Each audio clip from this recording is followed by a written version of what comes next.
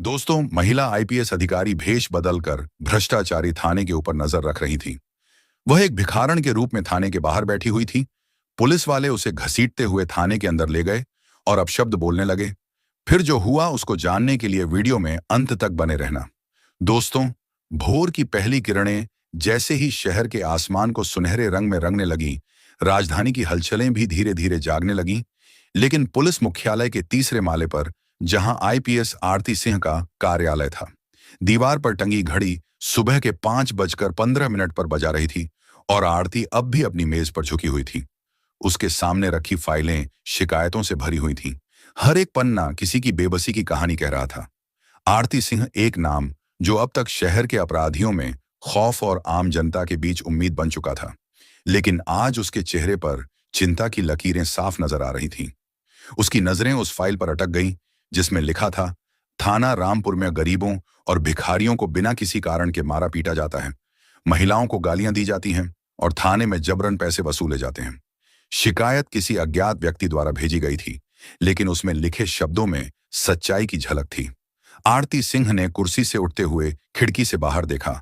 वह बुदबुदाई, सड़कें तो खाली हैं, लेकिन दिलों में दर्द भरा है। वह जानती थी कि यह मामूली बात नहीं है। अगर यह आरोप सही थे तो यह पूरे विभाग के लिए शर्म की बात थी, और अगर गलत भी निकले तो जनता की आवाज को सुनना उसका कर्तव्य था।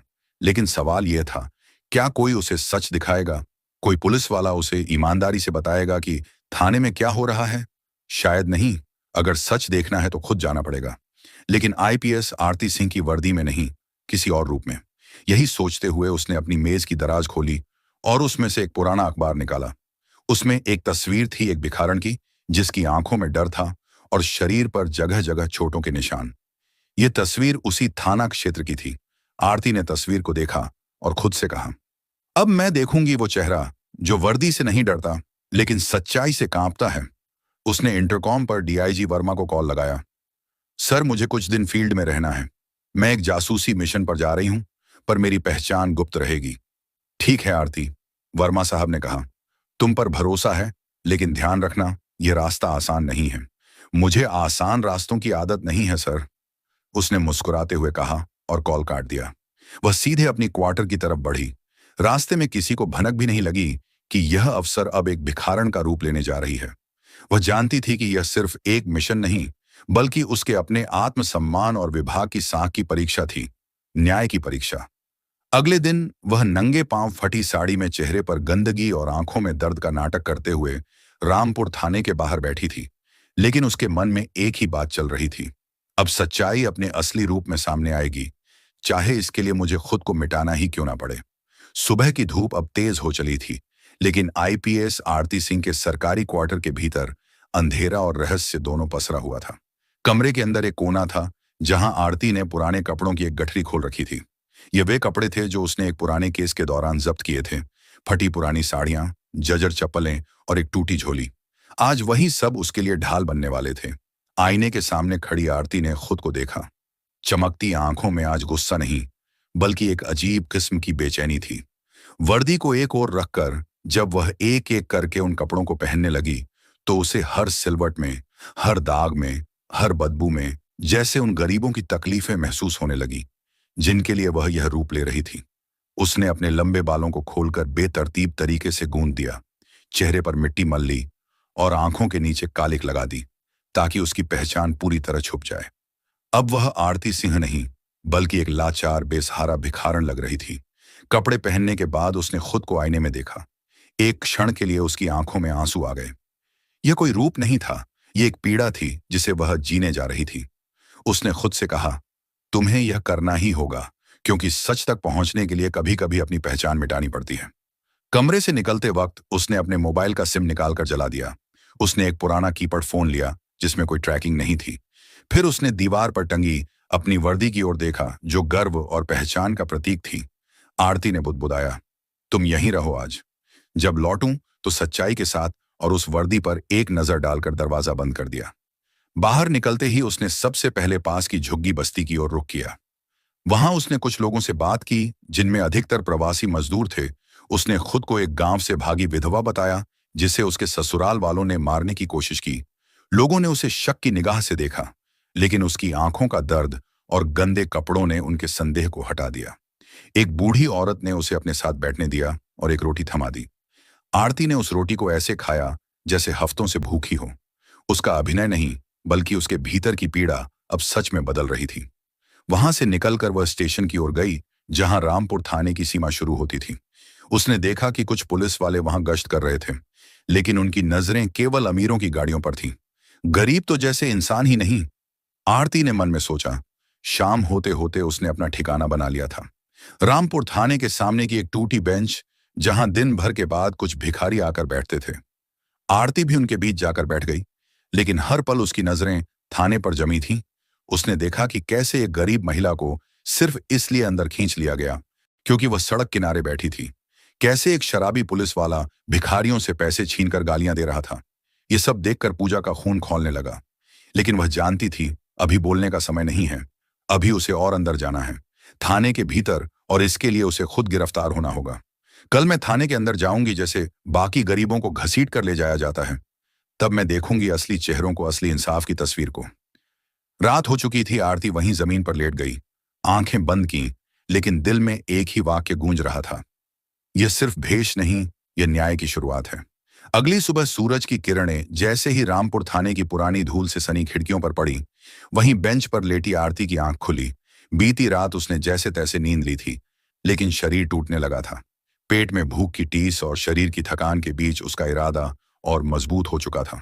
उसने सोचा अब समय है अंदर जाने का, अंदर से जानने का कि गरीबों के साथ कैसे बर्ताव होता है।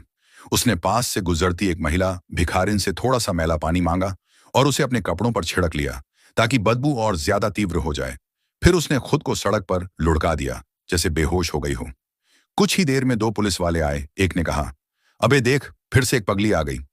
साला ये भिखारी भी ना थाने के सामने ही तमाशा लगाते हैं। दूसरे ने लात मारते हुए कहा, चल उठ, या फिर थाने ले चलें तुझे। लगता है बेहोशी का ड्रामा कर रही है। ले चलो, साहब को सौंपेंगे, कुछ ना कुछ निकलेगा, दो चार सवाल करेंगे, ठीक हो जाएगी। दोनों ने मिलकर आरती को उठाया और थाने के भीतर घसीटते हुए ले गए। अंदर का माहौल भयावह था। दीवारों पर पीलापन था। पंखा जैसे चल तो रहा था, लेकिन गर्म हवा फेंक रहा था। वहां बैठे हवलदार ने घूर कर पूछा, क्या माल है ये? साहब सड़क पर पड़ी थी, कुछ भी बोल नहीं रही है, लगता है नशे में है या पागल है। हवलदार ने आदेश दिया। ठीक है, पीछे वाले कमरे में बंद कर दो, बाद में देखेंगे। आरती को पीछे के छोटे से गंदे कमरे में ले जाया गया। वहां पहले से दो और महिलाएं थीं, एक अधेड़ उम्र की और दूसरी करीब 17-18 साल की लड़की। दोनों के चेहरे सहमे हुए थे। अधेड़ औरत ने फुसफुसाकर आरती से पूछा, तुम्हें क्यों पकड़ा? आरती ने बहुत धीमे स्वर में कहा, सिर्फ सड़क पर बैठने के लिए। उसने देखा कि लड़की की आंखें सूजी हुई थीं। आरती ने पूछा, क्या हुआ तुम्हें? लड़की रोने लगी, फिर बोली, मुझे और मेरे भाई को कल रात पकड़ा गया। पैसे नहीं थे देने को, तो मुझे यहीं रख लिया और भाई को बाहर भेज दिया। उन्होंने मेरे कपड़े भी फाड़ने की कोशिश की। आरती का कलेजा कांप उठा। ये वही सच था जिसे वह सुनना नहीं देखना चाहती थी। तभी बाहर से एक इंस्पेक्टर की आवाज आई, अबे उस नई आई भिखारन को बाहर ला, कुछ तो बात है उसमें। आरती को घसीटते हुए बाहर लाया गया। इंस्पेक्टर चौधरी करीब 45 साल का, आंखों में शराब का असर और चाल में गुरूर। उसने आरती को ऊपर नीचे देखा और बोला, नाम क्या है रे? आरती ने आवाज बदलते हुए कहा, मालती सरकार, गांव से आई हूं। ससुराल वालों ने निकाल दिया, कोई ठिकाना नहीं। इंस्पेक्टर ने हंसते हुए कहा, ठिकाना तो हम बना देंगे तेरा, पहले बता खर्चा पानी कुछ है? नहीं सरकार, कुछ नहीं। तभी चौधरी ने उसकी झोली को छीन कर देखा, फिर गुस्से में कहा, भिखारी होकर भी अकड़ है इसमें, इसे लाइन पर लाओ। लेकिन तभी आरती की नजर सामने लगी उस दीवार पर पड़ी जहां गृह मंत्री और डीजीपी की तस्वीरें टंगी थीं। उसने मन में कहा, यह मत भूलो चौधरी, जल्द ही मैं इसी दीवार पर लगी तस्वीर के बराबर बैठकर तुम्हारा फैसला करूंगी। अंदर ले जाकर उसे फिर से उसी गंदे कमरे में बंद कर दिया गया। मगर अब आरती ने तय कर लिया था, अब वह चुप नहीं रहेगी। उसने उस लड़की से कहा, क्या तुम मेरे साथ गवाही दोगी? लड़की डर गई, बोली, अगर उन्होंने जान से मार दिया तो? नहीं मार सकेंगे, क्योंकि मैं वो नहीं जो दिख रही हूं। मैं इंसाफ लाऊंगी, तुम्हारे लिए भी और उन सब के लिए जो इस सिस्टम से कुचले गए। रात होते होते आरती ने अपनी योजना बना ली थी। अब अगला कदम था अपनी पहचान उजागर करना, लेकिन सही समय पर। तब तक उसे और सहना था और देखना था थाने के भीतर का वह सच जिसे बाहर की दुनिया कभी जान ही नहीं पाती। थाने में तीसरा दिन शुरू हो चुका था। आरती ने अब तक सब कुछ देख लिया था। पैसों की वसूली, महिलाओं का शोषण, मासूमों को फंसाने के तरीके और इंस्पेक्टर चौधरी की घिनौनी हरकतें। अब समय था अपने असली रूप को उजागर करने का, लेकिन सही वक्त का इंतजार जरूरी था। उस सुबह चौधरी फिर आया। अब की बार उसके साथ 2 सिपाही और थे। आरती के गंदे कपड़ों को देखकर उसने घृणा से मुंह बनाया। अबे इसे नहलाकर साफ कपड़े पहना दो, साहब के यहाँ कुछ काम है। आरती समझ चुकी थी कि इसका मतलब क्या था, लेकिन वह डरने वाली नहीं थी। उसने झोली में छिपा छोटा सा माइक्रोफोन दबाया जो हर बातचीत को रिकॉर्ड कर रहा था। वह अपने मिशन के आखिरी चरण में थी। थाने के एक कोने में बने बंद कमरे में आरती को ले जाया गया। इंस्पेक्टर चौधरी ने कहा, देख मालती, हम तुझे एक अच्छा मौका दे रहे हैं। साहब से मिलवा देंगे। अगर तू खुश रखेगी तो तेरे लिए कोई ठिकाना ढूंढ लेंगे, वरना सड़ा देंगे यहीं। आरती की आंखें अब लाल हो चुकी थीं। उसने धीरे से अपने गंदे चोले के अंदर हाथ डाला और एक बटन दबा दिया। कुछ ही मिनटों में बाहर सायरन की आवाज गूंज उठी। रुको, सब रुक जाओ। एक तेज महिला आवाज आई। दरवाजा जोर से खुला और पुलिस विभाग की स्पेशल ब्रांच की टीम अंदर घुस गई। आरती ने तुरंत अपनी विग उतारी, नकली दांत बाहर निकाले और चोला फाड़कर नीचे फेंक दिया, सभी के सामने। अब एक भिखारिन नहीं, आईपीएस। आरती सिंह खड़ी थी, वर्दी में, तेज निगाहों और तीखे तेवरों के साथ। सभी की सांसें थम गईं। इंस्पेक्टर चौधरी तो जैसे पत्थर हो गया था। चौधरी, तुम समझते थे कि तुम कानून से ऊपर हो, या समझते थे कि गरीबों के पास आवाज नहीं होती? आज उसी गरीब की आवाज बनी हूं मैं। 3 दिन से इस थाने में जो भी हुआ सब रिकॉर्ड हो चुका है।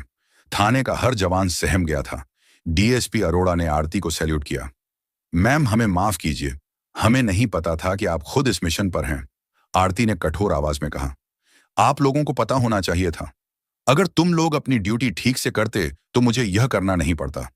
फिर उसने उस लड़की को बुलाया जो कल तक डर से कांप रही थी। डरो मत, अब तुम्हें कोई हाथ नहीं लगाएगा। तुम्हारी गवाही से कई और लड़कियों की जान बच सकती है। लड़की ने कांपते हुए सिर हिलाया।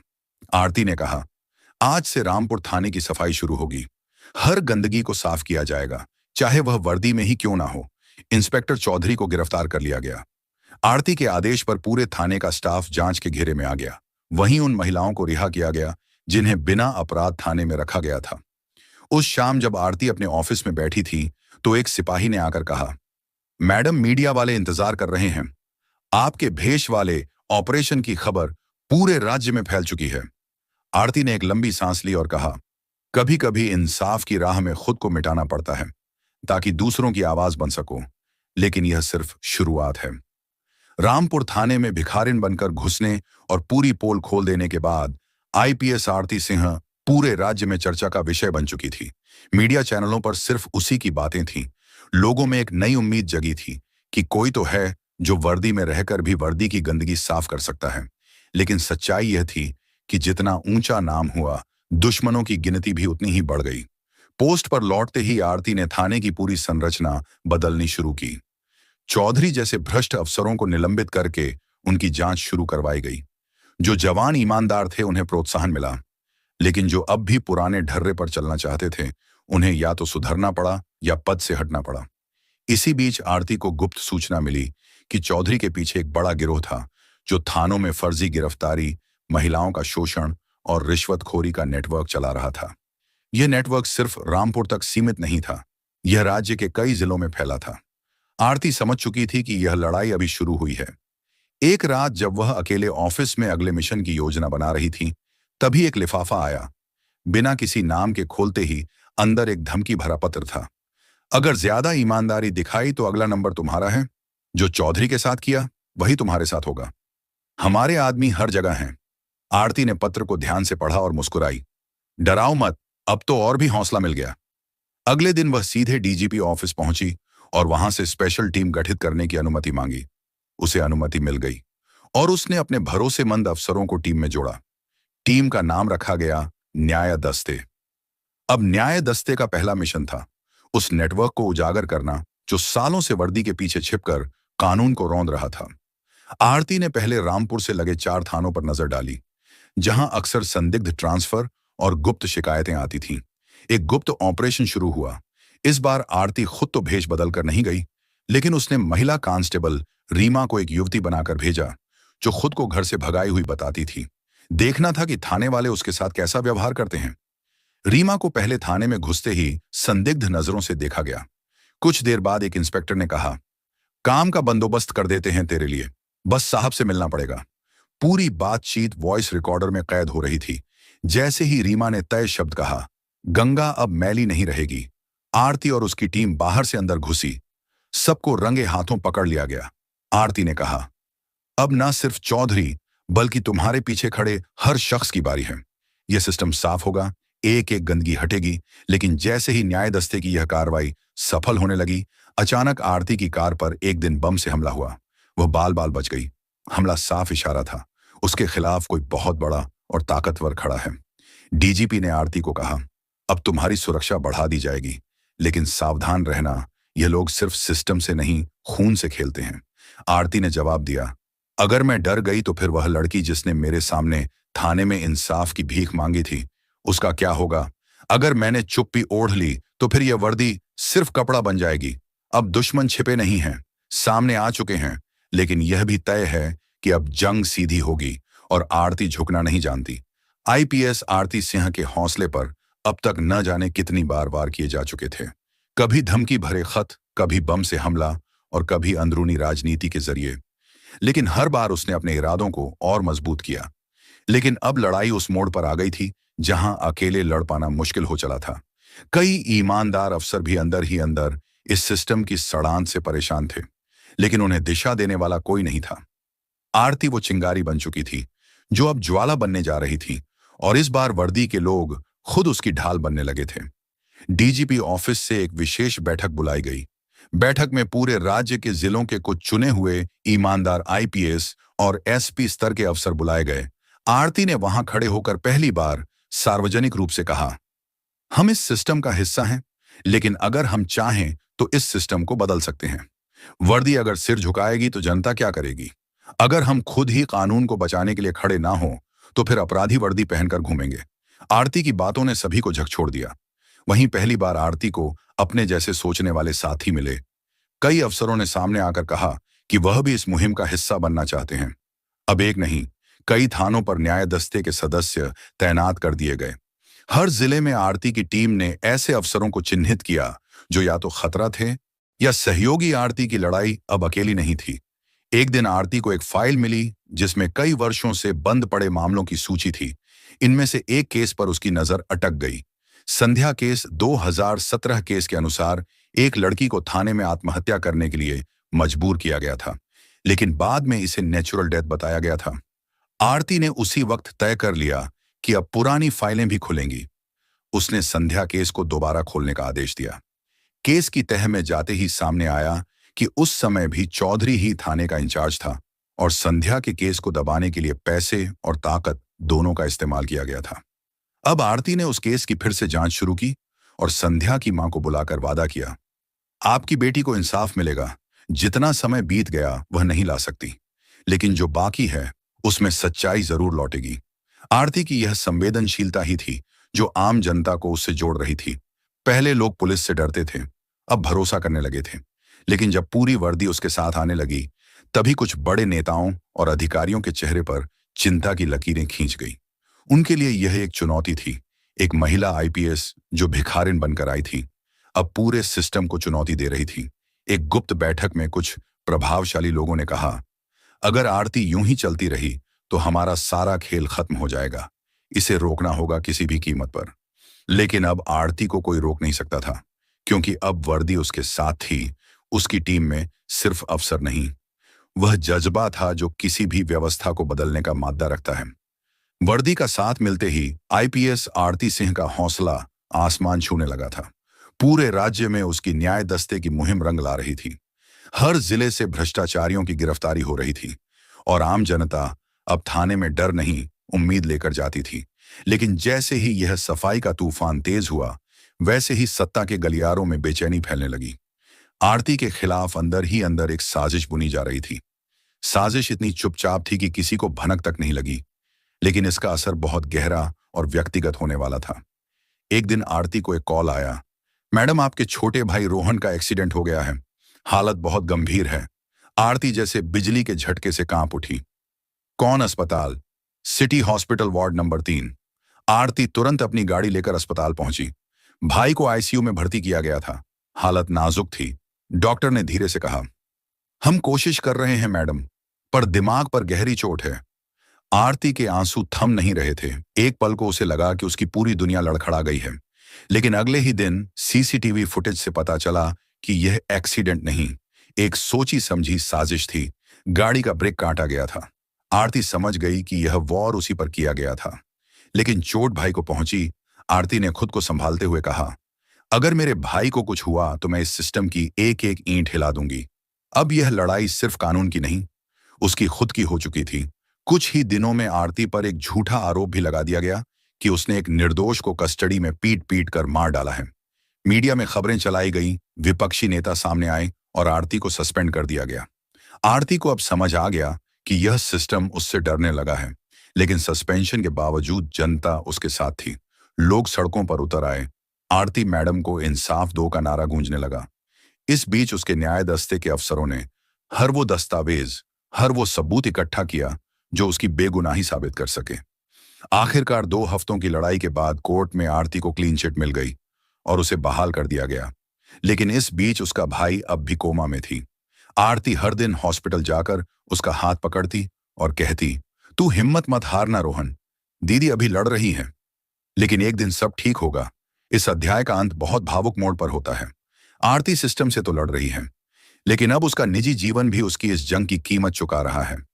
उसे पता है कि यह कीमत बहुत भारी है, लेकिन उसे यह भी यकीन है कि एक दिन सच की जीत होगी और यही यकीन उसे रुकने नहीं देगा। आईपीएस आरती सिंह की आंखों में इन दिनों नींद नहीं, सिर्फ सवाल थे भाई। आईसीयू में था, वर्दी पर सस्पेंशन का दाग अब भी ताजा था और राज्य के ताकतवर लोग अब भी उसे मिटाने की कोशिश में लगे थे। लेकिन उसके भीतर एक आग थी जो अब राख नहीं होने वाली थी।